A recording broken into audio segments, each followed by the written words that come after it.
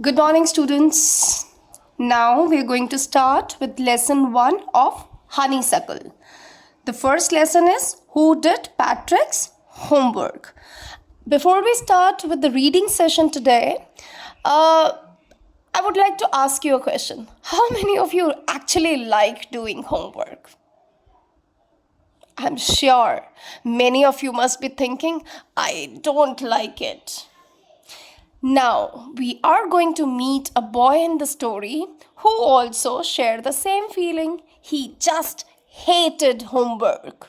He just don't do it and he finds it too boring.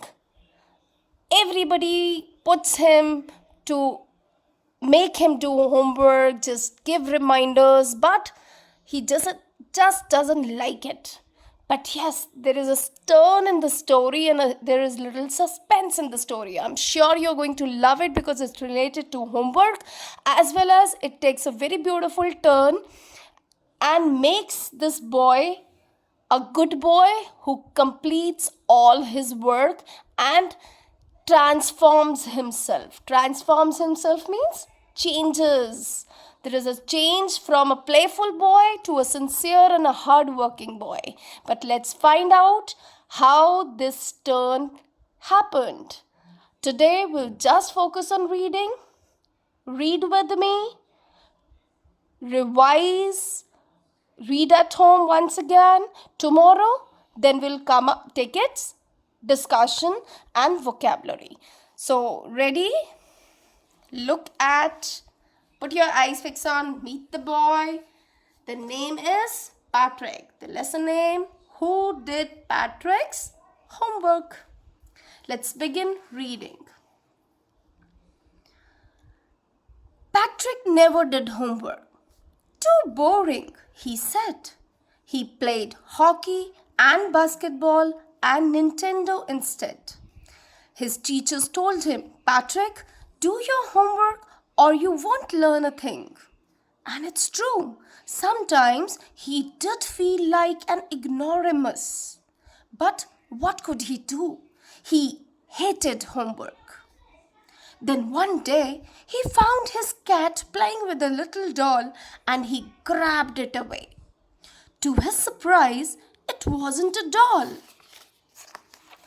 at all, but a man of tiniest size. He had a little wool shirt with old-fashioned breeches and a high tall hat much like a witch's. He yelled, Save me! Don't give me back to that cat. I'll grant you a wish. I promise you that. Patrick couldn't believe how lucky he was. Here was the answer to all his problems. So he said, Only if you do all my homework till the end of the semester, that's 35 days. If you do a good enough job, I could even get A's. The little man's face wrinkled like a dishcloth thrown in the hamper. He kicked his legs and doubled his fists, and he grimaced and scowled and pursed his lips. Oh, am I cursed? But I'll do it. And true to his word, that little elf began to do Patrick's homework. Except there was one glitch. The elf didn't always know what to do and he needed help. Help me, he'd say. And Patrick would have to help in whatever way. I don't know this word, the elf squeaked while reading Patrick's homework. Get me a dictionary. No, what's even better? Look up the word and sound it out by each letter. When it came to maths, Patrick was out of luck. What are the timetables? The elf shrieked. We elves never needed that. And addition and subtraction and division and fractions? Here, sit down beside me. You simply must guide me. Elves know nothing of human history. To them, it's a mystery. So the little elf, already a shouter, just got louder. Go to the library, I need books, more and more books, and you can help me read them too. As a matter of fact, every day in every way, that little elf was a nag. Patrick was working harder than ever, and was it a drag?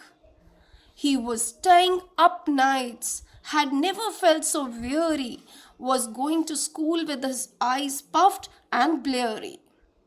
Finally, the last day of the school arrived, and the elf was free to go.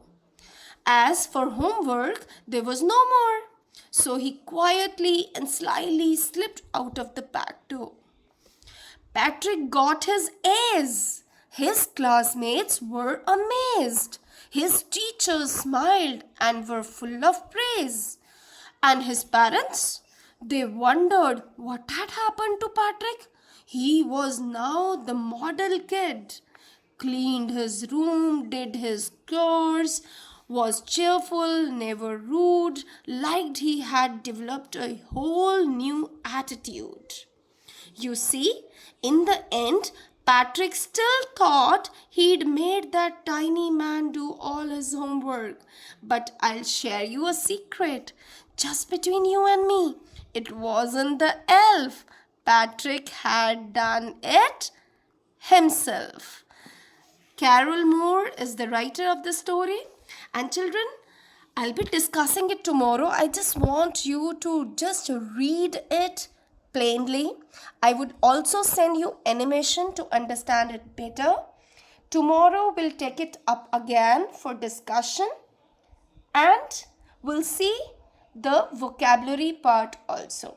And I want to notice that this chapter has lot of rhyming words, and the writer has written in a form of a kind of a poetry, Everywhere the rhyme of the stanza is repeating.